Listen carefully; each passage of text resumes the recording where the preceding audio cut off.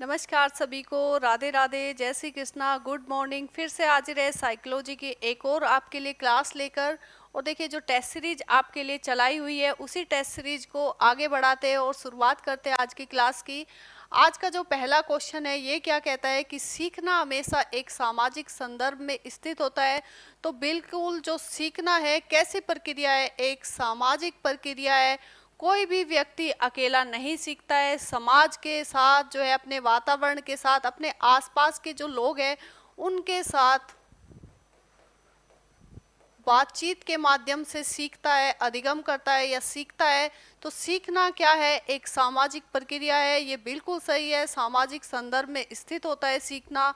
और जो सीखा जाता है उसे सीखने और उपयोग करने के तरीके से अलग नहीं किया जा सकता है। ये भी बिल्कुल सही है। आप जो भी सीखते हैं उसे सीखने के उपयोग और जहाँ से आपने वो सीखा है उसे उस क्षेत्र से अलग नहीं किया जा सकता है। जैसे कि आप अगर क्रिकेट को खेल के मैदान में सीखते हैं, जो आपने वहाँ पर अनुभव लिया है क्रिकेट में, खेल के मैदान में क्रिकेट को सीखने के दौरान, वो क्या होगा, आपकी सीख बन जाएगा और जीवन भर आपके साथ रहेगा। तो जो सीखना होता है उसे जो है उसके उपयोग करने के तरीके से और उसके क्षेत्र से अलग नहीं किया जा सकता है। तो यहाँ पर ए भी सही है और आर भी सही है, और दोनों एक दूसरे की जो है व्याख्या भी कर रहे हैं। तो आंसर हमारा रहेगा ए और आर दोनों सही है। ए आर की सही व्याख्या करता है। आंसर रहेगा बी।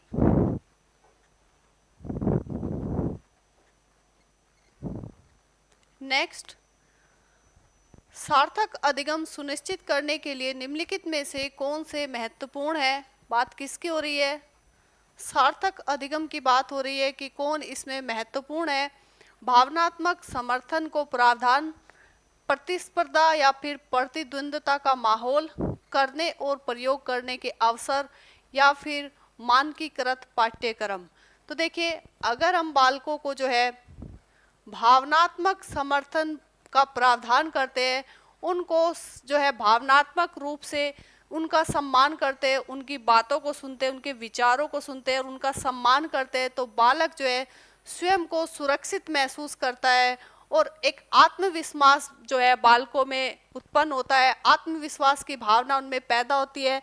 तो सार्थक अधिगम के लिए भावनात्मक समर्थन का प्रावधान होना आवश्यक है। ये बिल्कुल सही बात है।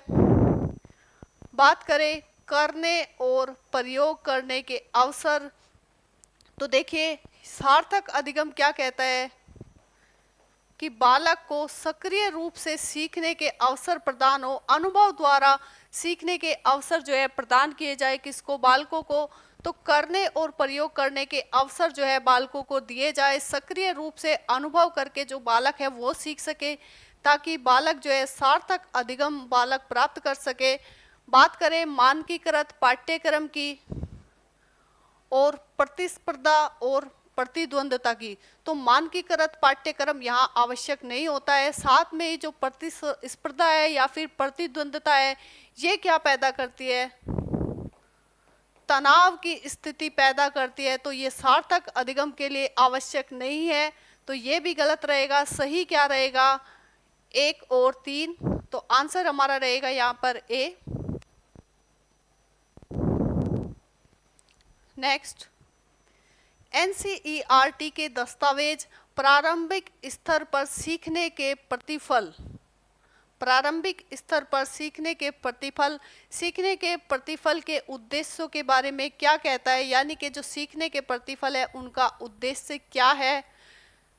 ऑप्शन में देखिए क्या है कि विद्यालयों में एक समान शिक्षण विधियों को बढ़ावा देना, बिल्कुल नहीं, एक समान शिक्षण विधियों को बढ़ावा देना नहीं है। मल्टीपल मेथड का यूज होता है, तो ये गलत रहेगा।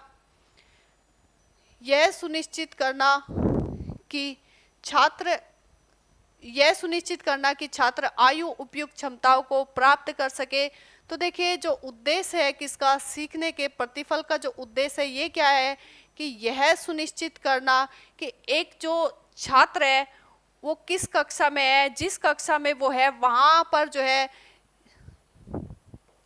उस स्तर पर एक कक्षा एक बालक जो है जिस कक्षा में पढ़ता है उस स्तर पर उसके लिए कुछ जो है निश्चित किए गए हैं, क्या, दक्षताएं। जो दक्षताएं है वो निश्चित की गई है कि एक बालक जो है जिस कक्षा में पढ़ रहा है उस स्तर के लिए जो निश्चित दक्षताएं है वो प्राप्त की है बालक ने या नहीं।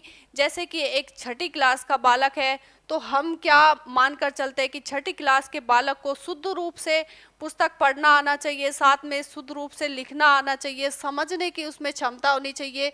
तो ये सभी जो है जो निश्चित दक्षताएं हमने तय की है वो प्राप्त बालक कर रहा है या नहीं, ये तय करता है कौन, प्रारंभिक स्तर पर सीखने के प्रतिफल। उद्देश्य क्या है इसका, यह सुनिश्चित करना कि छात्र उपयुक्त आयु जो है उसकी दक्षताओं को प्राप्त कर पा रहा है या नहीं प्राप्त कर पा रहा है। तो आंसर रहेगा सी, अवधारणाओं को रटने की प्रवृत्ति या प्रवृत्ति को प्राथमिकता देना। तो देखिए रटने पर यहाँ पर बल नहीं दिया जाता है, रटने की जगह पर करके सीखना,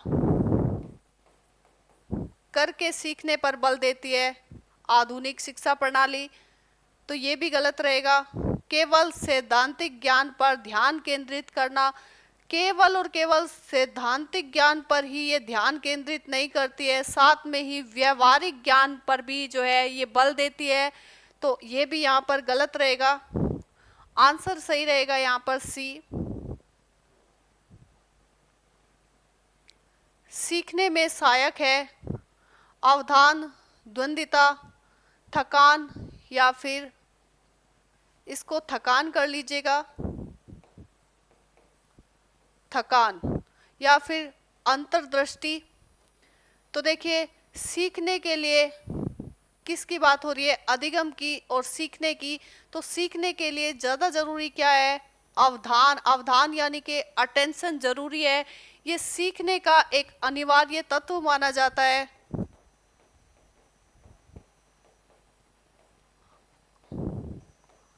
सीखने का एक अनिवार्य तत्व है तो अवधान जरूरी है सीखने के लिए। आंसर रहेगा हमारा ए।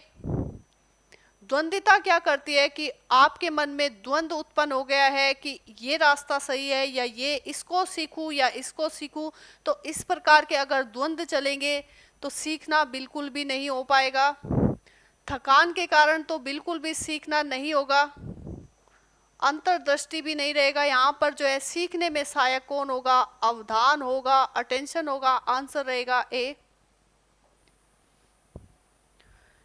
व्यवहार का निरीक्षण करके मानसिक दशा को जानना, यह कथन शिक्षा मनोविज्ञान की किस विधि से संबंधित है, आत्मनिरीक्षण विधि, जीवन इतिहास विधि, निरीक्षण विधि, या फिर प्रयोगात्मक विधि।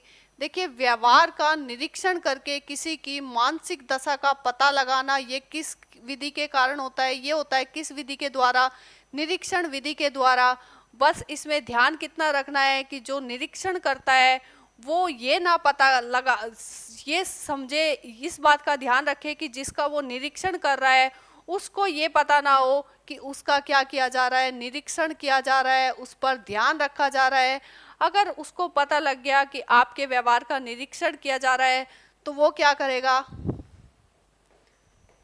व्यवहार को बदल लेगा।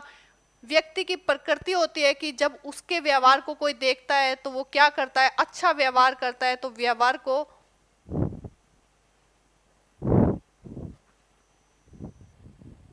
व्यवहार को बदलना, देखिए व्यक्ति की एक प्रकृति होती है, अगर हम किसी पर ध्यान देते हैं तो वो उस टाइम पर गलत व्यवहार नहीं करेगा, अच्छा व्यवहार करेगा, क्योंकि उसको पता है कि उसको कोई देख रहा है। तो निरीक्षण करते टाइम ध्यान रखे कि जिसका निरीक्षण किया जा रहा है उसको पता ना लगे, तभी ये विधि जो है सक्सेस हो पाएगी, सफल हो पाएगी। तो आंसर हमारा रहेगा सी। विद्यार्थियों को अधिगम अनुभव प्रदान करने का कौन सा तरीका उपयुक्त नहीं है, नहीं है पूछा है। नवीन ज्ञान को पूर्व ज्ञान से संबंधित करना, एक संवेदी के प्रयोग पर बल देना, एक विषय को दूसरे विषय से सहसंबंधित करना, या फिर प्रतिपुष्टि को प्रोत्साहन देना। तो देखिए नवीन ज्ञान को पूर्व ज्ञान से संबंधित करना ये अधिगम के लिए एक आवश्यक तत्व है कि बालक को जब भी कोई नवीन ज्ञान दिया जाए तो उसके पूर्व ज्ञान को आधार बनाकर ही क्या किया जाए, नवीन ज्ञान प्रदान किया जाए और दोनों में संबंध स्थापित करना, तो ये सही रहेगा। एक विषय को दूसरे विषय से सहसंबंधित करना, बिल्कुल अगर आप एक विषय पढ़ा रहे हो तो थोड़ी थोड़ी जानकारी अन्य विषयों की भी वहीं पर दे दी जाए, संबंध स्थापित करने करके ही क्या करना, विषयों को पढ़ाना। जैसे कि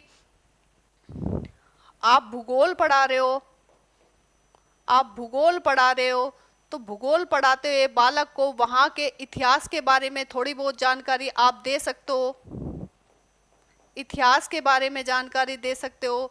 साथ में ही अर्थशास्त्र आप उनको पढ़ा सकते हो, साथ में ही आप थोड़ा सा वहाँ पर मैथ का भी यूज़ कर सकते हो भूगोल विषय को पढ़ाते टाइम। तो विषयों को सहसंबंधित करना भी आवश्यक है, किसके लिए, अधिगम के लिए। प्रतिपुष्टि प्रदान करना, बिल्कुल बालक ने जो प्राप्त किया है उसको प्रोत्साहन देना, उसकी प्रतिपुष्टि को प्रोत्साहन देना, ये भी आवश्यक होता है, किसके लिए, अधिगम के लिए। लेकिन एक संवेदी के प्रयोग पर बल देना, देखिए संवेदी का मतलब होता है क्या, ज्ञानेंद्रिया। संवेदी का मतलब होता है ज्ञानेंद्रिया, यानी कि हमारे आँख, कान। तो यहाँ पर लिखा है कि सिर्फ एक संवेदी का प्रयोग करना, एक संवेदी के प्रयोग पर बल देना। देखिए प्रत्येक बालक जो होता है एक दूसरे से भिन्न होता है।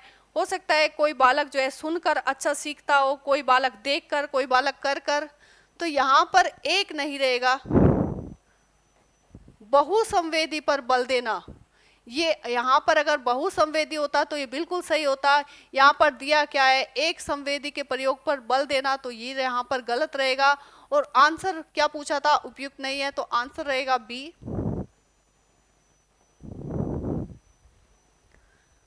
निम्नलिखित में से कौन सा कथन उत्तर बाल्यावस्था की दल जो क्रीड़ाओं है, जो दल समूह है, उनके अधिगम पर सकारात्मक प्रभाव सुनिश्चित नहीं करता है। बात किसकी हो रही है, उत्तर बाल्यावस्था की, यानी कि 6 से लेकर 12 वर्ष का जो बालक होता है उसकी बात हो रही है। और 6 से लेकर 12 वर्ष का जो बालक है वो क्या हो जाता है, एक दल का सक्रिय सदस्य वो बन जाता है, सक्रिय सदस्य होता है किसका, एक दल का, एक समूह का। और समूह में रहते रहते वो क्या करता है, अनुरूप व्यवहार सीखता है। देखिए जब बहुत सारे बालक एक साथ खेलते हैं, कोई दल बनाते हैं, तो अपने दल के जो सदस्य हैं उनका क्या करते हैं, व्यवहार सीखते हैं। तो उनके अनुरूप व्यवहार को वो दल में रहते हुए सीखते हैं, ये भी सही रहेगा। सामाजिक मानदंडों का पालन करना सीखते हैं, बिल्कुल, क्योंकि जो दल है वो भी क्या है, एक सामाजिक घटक है।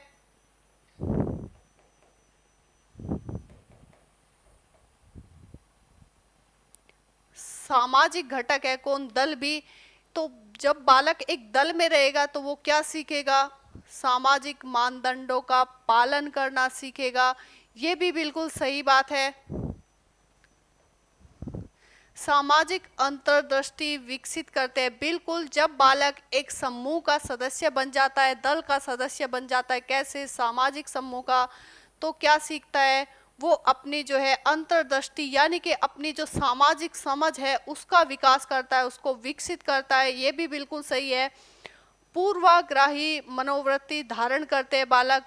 तो देखिए ये तीनों ही चीजें होगी जब जब बालक एक सकारात्मक समूह का सदस्य बनता है।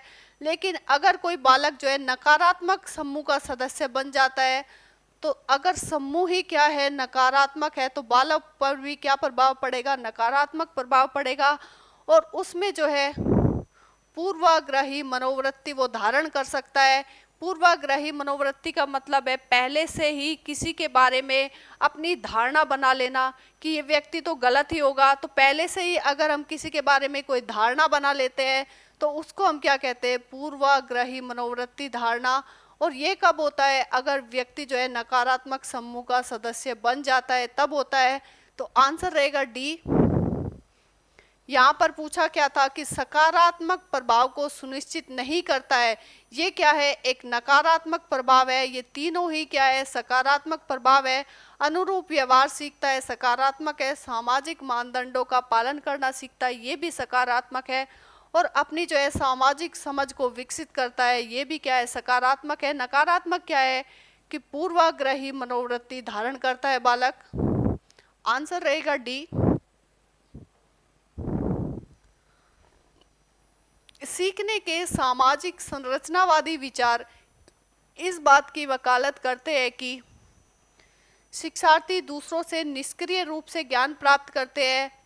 व्याख्यान देने और समझने से प्रभावी शिक्षण होता है। शिक्षार्थी सक्रिय रूप से ज्ञान का निर्माण करते हैं, या फिर प्रत्याहार या और दोहराव के चिंतन प्रक्रिया से प्रभावी शिक्षण होता है। बात किसकी हो रही है, सामाजिक संरचनावादी। संरचनावादी है तो ये क्या मानते हैं कि ज्ञान की जो रचना है वो बालक क्या करता है, स्वयं करता है ज्ञान की रचना। तो देखिए यहाँ पर क्या लिखा है कि शिक्षार्थी दूसरों से निष्क्रिय रूप से ज्ञान प्राप्त करते हैं। बिल्कुल नहीं, बालक निष्क्रिय रूप से नहीं सीखते। बालक कोई खाली बर्तन नहीं है जिसमें आप जानकारी भर दे, जिसमें आप ज्ञान भर दे, तो बालक निष्क्रिय रूप से बिल्कुल नहीं सीखता है।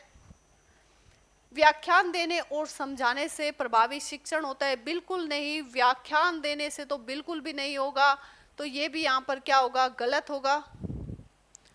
प्रत्याहार और दोहराव यानी कि रटने से और बार बार जो है उसका अभ्यास करने से क्या होगा, चिंतन प्रक्रिया प्रभावी शिक्षण होता है, बिल्कुल नहीं। रटने पर नहीं बल देती है। आधुनिक शिक्षा सक्रिय रूप से जो है करके सीखने पर बल देती है, अनुभव द्वारा सीखने पर बल देती है, तो ये भी क्या रहेगा, गलत रहेगा। शिक्षार्थी सक्रिय रूप से ज्ञान का निर्माण करते हैं, बिल्कुल सही बात है। एक बालक जो है ज्ञान का निर्माण स्वयं करता है, ये कौन मानता है, संरचनावादी मानते हैं कि ज्ञान का निर्माण बालक सक्रिय रूप से रहकर अनुभव द्वारा करता है। तो आंसर रहेगा बी।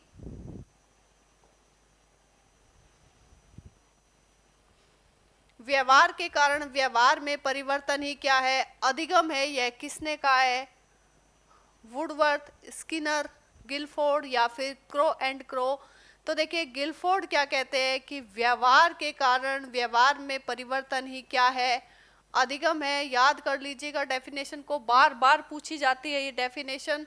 तो गिलफोर्ड ने कहा था, ये आंसर रहेगा बी। निम्नलिखित में से किसने अधिगम सिद्धांत का प्रतिपादन नहीं किया है। किसकी बात हो रही है, अधिगम सिद्धांत की, कि किसने नहीं किया है। Kohler, Skinner, B S. ब्लूम और थॉर्नडाइक। तो देखिए कोहलर ने सिद्धांत दिया था कौन सा, अंतर्दृष्टि का सिद्धांत, अंतर्दृष्टि सिद्धांत। तो ये कौन सा सिद्धांत था, अधिगम का सिद्धांत दिया था कोहलर ने, अंतर्दृष्टि का सिद्धांत। स्किनर ने सिद्धांत जो दिया था वो कौन सा था, क्रिया प्रसूत का सिद्धांत। क्रिया प्रसूत सिद्धांत किसने दिया था, स्किनर ने दिया था। और ये भी कौन सा सिद्धांत था, अधिगम सिद्धांत था। थॉर्नडाइक ने क्या दिया था, उद्दीपक अनुक्रिया का सिद्धांत।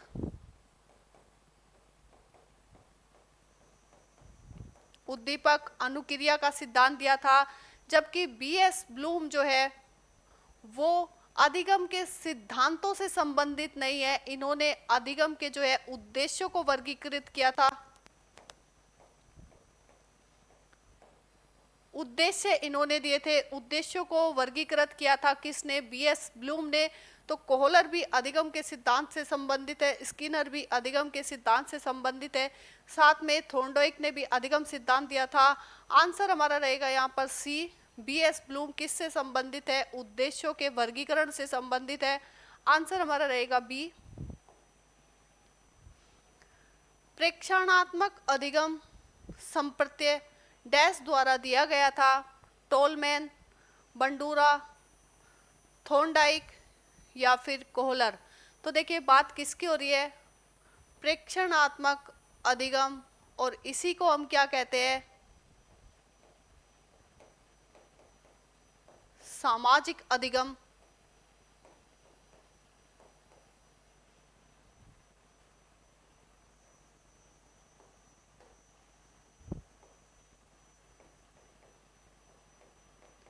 सामाजिक अधिगम। तो सामाजिक अधिगम का जो सिद्धांत है, प्रेक्षणात्मक अधिगम संप्रत्यय जो है वो किसने दिया था? बंडूरा ने दिया था। किसने दिया था? बंडूरा ने। इनका मानना था कि हर किसी चीज को आप अनुभव द्वारा ही सीखे, ऐसा आवश्यक नहीं। ये कहते हैं कि किसी का निरीक्षण या फिर प्रेक्षणात्मक द्वारा या फिर उसका जो है अनुकरण द्वारा भी आप सीख सकते हैं, जरूरी नहीं हर चीज आप अनुभव द्वारा सीखे। तो ये कौन थे? बंडूरा थे। आंसर रहेगा बी। किसी भी कौशल को सीखने की पहली अवस्था क्या है? देखिए, कोई भी कौशल हो चाहे उसको सीखने की पहली अवस्था क्या है ये पूछिए। यथार्थता, समन्वय, कल्पनाशीलता या फिर अनुकरण। देखिए, कोई भी बालक, जब बालक जन्म लेता है, छोटा शिशु होता है, वो सबसे पहले क्या करता है? कोई भी भाषा वो सीखता है, कोई भी व्यवहार वो सीखता है, तो किसके द्वारा सीखता है? अनुकरण द्वारा सीखता है। अपने माता पिता का अनुकरण करता है भाषा सीखने में, व्यवहार को सीखने में। और कोई भी कौशल हो, चाहे किसी भाषा को सीखना हो या नृत्य सीखना हो, तो सबसे पहले क्या करेंगे? आप सामने वाले को देखेंगे, उसका अनुकरण करेंगे, तभी आप सीखेंगे। तो आंसर हमारा रहेगा डी। सीखने की पहली अवस्था है किसी भी कौशल को, वो है अनुकरण। किस अधिगम मनोवैज्ञानिक ने बाल अधिगम विकास में पुरस्कार को महत्व नहीं दिया है? पुरस्कार को जिसने महत्व नहीं दिया है वो कौन थे? थॉर्नडाइक, स्किनर, पावलव या फिर गुथ्री। तो देखिए, इन तीनों ने ही, थॉर्नडाइक ने, स्किनर ने और पावलव ने, तीनों ने ही पुरस्कार को महत्व दिया हुआ है। बात करें गुथ्री की, तो इन्होंने दिया था कौन सा सिद्धांत? समीपता का सिद्धांत। और ये क्या मानते हैं कि जो उद्दीपक और अनुक्रिया द्वारा जो अधिगम होता है, उद्दीपक अनुक्रिया के बीच में जो भी बॉन्ड बनता है, इन दोनों के बीच जो भी बॉन्ड बनता है, जो भी अनुबंधन बनता है, जो भी संबंध बनता है, वो किसके कारण बनता है? समीपता के कारण बनता है, ना कि पुरस्कार के कारण। तो आंसर हमारा क्या रहेगा? डी। गुथ्री ऐसे थे जिन्होंने अधिगम में सीखने में पुरस्कार को महत्व ना देकर समीपता को महत्व दिया है, और इन्होंने सिद्धांत दिया था कौन सा? समीपता का सिद्धांत। आंसर रहेगा हमारा यहाँ पर डी।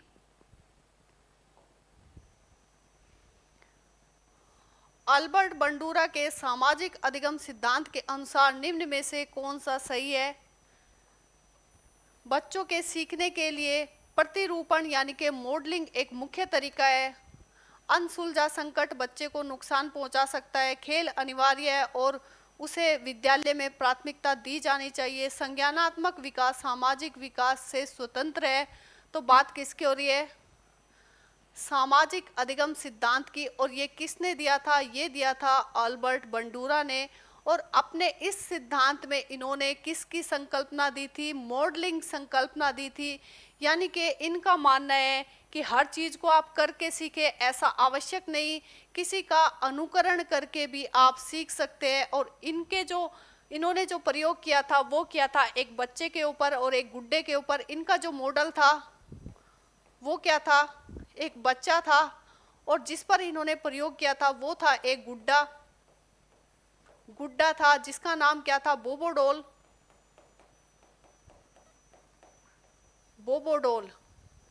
तो देखिए, इनका जो मॉडल था वो था एक बच्चा, और प्रयोग किया था इस पे इन्होंने किस पर? एक गुड्डे पर, एक बोबोडोल पर। इन्होंने अपने प्रयोग के द्वारा क्या किया? ये जो बच्चा था, इनका मॉडल बच्चा, इसको दिखाई क्या? इसको इस बच्चे के साथ, इस गुड्डे के साथ इस बच्चे को एक कमरे में छोड़ दिया गया, और वहां पर उसको जो है अपने अनुसार व्यवहार करने दिया। उसने जैसा भी व्यवहार किया बच्चे के साथ, उस गुड्डे के साथ बच्चे ने, तो देखिए पहले तो जो बच्चा है वो उस गुड्डे के साथ क्या करता है? अच्छा व्यवहार करता है उस गुड्डे के साथ। उस कमरे में जब उसको छोड़ा गया अकेले, और वहां पर सब चीजें रिकॉर्ड हो रही थी, 2 फिल्म छोटी छोटी बनाई गई जिसमें बच्चा जो है अच्छा व्यवहार करता है गुड्डे के साथ, तो उसकी क्या की गई? प्रशंसा की गई। दूसरी बार जब बच्चे को छोड़ा गया गुड्डे के साथ, तो उसने क्या किया? गलत व्यवहार किया, गुड्डे के साथ मारपीट की, उछल कूद की, खूब गलत व्यवहार किया गया। तो उसको क्या दिया गया? दंड दिया गया, दंड दिया गया। तो फिर जो ये फिल्म दो बनाई गई उस बच्चे और गुड्डे के साथ, एक प्रशंसा वाली और एक दंड वाली, इन्होंने क्या किया? कुछ बच्चों को ये दोनों ही फिल्म दिखाई एक साथ, और फिर कुछ बच्चों को इस गुड्डे के साथ, बोबो डॉल के साथ छोड़ा गया। तो वो जो बच्चे थे उन्होंने उसी व्यवहार को अपनाया जिसकी प्रशंसा की गई थी, यानी कि गुड्डे के साथ उन्होंने क्या किया? अच्छा व्यवहार किया, क्योंकि उन्होंने सीख लिया था कि जो इनका मॉडल बच्चा है उसको प्रशंसा किस व्यवहार द्वारा मिली है? अच्छे व्यवहार द्वारा। तो जो बालक थे उन्होंने अच्छा व्यवहार अपनाया, गलत व्यवहार को उन्होंने त्यागा। तो इन्होंने क्या कहा है कि कोई भी बच्चे जो है अनुकरण द्वारा भी सीख सकते हैं। तो मॉडलिंग की जो संकल्पना है, जो संप्रत्यय है, वो इन्होंने दिया था। आंसर हमारा रहेगा ए। ये क्या कहते हैं कि बच्चे के सीखने के लिए प्रतिरूपण यानी कि मॉडलिंग एक मुख्य तरीका हो सकता है। आंसर रहेगा ए।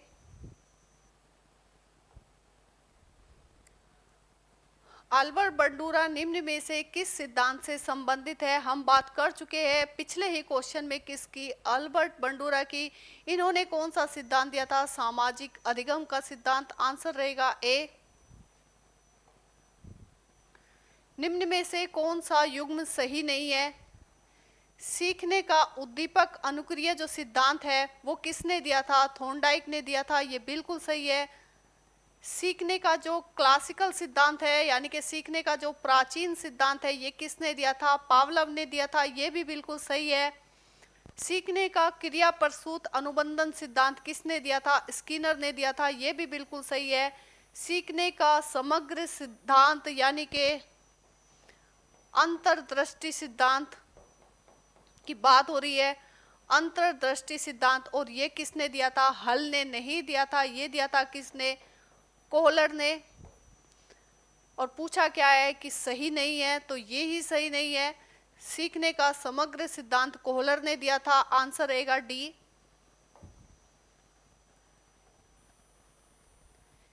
क्षेत्र सिद्धांत निम्न में से किस वर्ग का सिद्धांत है? व्यवहारवादियों का, संरचनाविदों का, मनोविश्लेषकों का, या फिर गेस्टाल्ट वादियों का? तो देखिए जो क्षेत्र सिद्धांत है ये किसने दिया था? ये दिया था कुर्ट लेविन ने। और कुर्ट लेविन कौन थे? गेस्टाल्टवादी थे। तो आंसर हमारा यहाँ पर रहेगा डी। जो क्षेत्र सिद्धांत है वो कौन सा सिद्धांत है? गेस्टाल्टवादी सिद्धांत है। आंसर रहेगा डी। गेस्टाल्ट मनोविज्ञान की आधारशिला किसने रखी? फ्रोंज, ब्रेंटोनो, या फिर एडलर रूबिन, या फिर मैक्स वर्दीमर, या फिर कुर्ट लेविन? तो देखिए बात किसकी हो रही है? गेस्टाल्ट मनोविज्ञान की बात हो रही है। और ये जो कुर्ट लेविन है और वर्दीमर है, दोनों ही का संबंध किससे है? गेस्टाल्ट मनोविज्ञान से है। लेकिन बात हो रही है किसकी? आधारशिला किसने रखी? तो ये रखी थी किसने? मैक्स वर्दीमर ने। कहाँ पर रखी थी? जर्मनी में रखी थी। कब? 1912 में। तो देखिए मैक्स वर्दीमर ने गेस्टाल्ट मनोविज्ञान की जो आधारशिला है वो जर्मनी में 1912 में रखी थी। आंसर रहेगा हमारा यहाँ पर बी। दूसरे व्यक्ति के बाह्य व्यवहार की नकल क्या कहलाती है? सीखना कहलाती है, कल्पना कहलाती है, अनुकरण कहलाती है, या चिंतन कहलाती है? बड़ा ही आसान सा प्रश्न है कि अगर हम किसी के बाह्य व्यवहार की नकल करते हैं तो वो क्या कहलाता है? वो कहलाता है अनुकरण। आंसर रहेगा बी। अधिगम का व्यावहारिक सिद्धांत निम्न है। संबंध प्रतिक्रिया का सिद्धांत, प्रबलन का सिद्धांत, स्किनर का क्रिया प्रसूत अनुबंधन का सिद्धांत, या फिर उपयुक्त सभी? तो बात किसकी हो रही है? व्यवहारवादियों की हो रही है। कौन सा व्यवहारिक सिद्धांत है? तो जो संबंध प्रतिक्रिया का सिद्धांत है वो किसने दिया था? पावलव ने दिया था। किसने दिया था? पावलव ने दिया था। प्रबलन का जो सिद्धांत है वो किसने दिया था? हल ने दिया था। स्किनर ने क्रिया प्रसूत अनुबंधन का सिद्धांत दिया था। तो देखिए जो पावलव है, स्किनर है, हल है, साथ में थोर्नडाइक है, ये सभी क्या है? व्यवहारवादी है और इन्होंने अधिगम का जो है व्यवहारिक सिद्धांत दिए थे। तो आंसर हमारा रहेगा डी, उपयुक्त सभी। अधिगम के लिए क्या आवश्यक है? स्व अनुभव, स्वक्रिया, या फिर स्वचिंतन, या फिर उपयुक्त सभी। बात किसकी हो रही है? अधिगम की कि अधिगम के लिए क्या आवश्यक है? तो बात करें स्व अनुभव की, तो देखिए अधिगम के लिए आवश्यक है कि हम किसी भी चीज का स्वयं अनुभव करें, ताकि वो चीज जो भी हमने अधिगम अनुभव करके सीखी है वो ज्यादा समय के लिए क्या रहे? हमें याद रहे। तो स्वयं अनुभव करके सीखना अधिगम के लिए आवश्यक है। बात करें स्वचिंतन की, ये भी ज़्यादा जरूरी है सीखने के लिए। अधिगम करने के लिए हम क्या करें? स्वचिंतन करें। स्वचिंतन करें यानी कि हम स्वयं सोचें, गहराई से सोचें कि ये क्यों हुआ,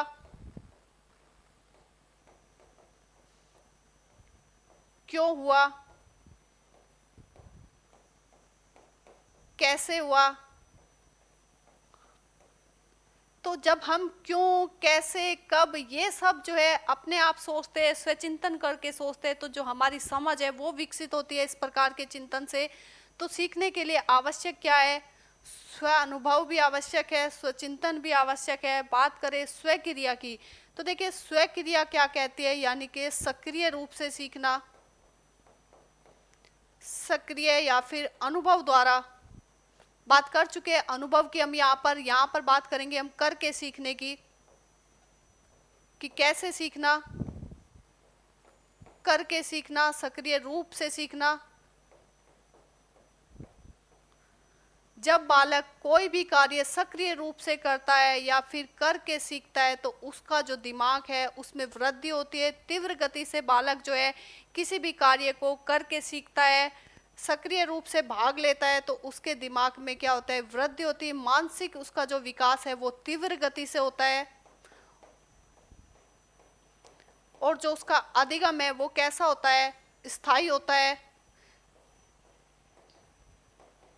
स्थायी होता है। तो सीखने के लिए, अधिगम के लिए आवश्यक है स्व अनुभव, स्वचिंतन, स्वक्रिया, ये सभी जो है सीखने के लिए आवश्यक है। आंसर हमारा रहेगा यहाँ पर डी, उपयुक्त सभी। तो देखिए ये थी आज की हमारी छोटी सी क्लास। आज की क्लास का हमारा ये लास्ट क्वेश्चन था। क्लास आपको कैसी लगी है कमेंट बॉक्स में ज़रूर बताइएगा। अच्छी लगे तो प्लीज़ वीडियो को एक लाइक ज़रूर कीजिएगा। मिलते हैं आपसे नेक्स्ट क्लास में, तब तक के लिए आपका बहुत बहुत धन्यवाद।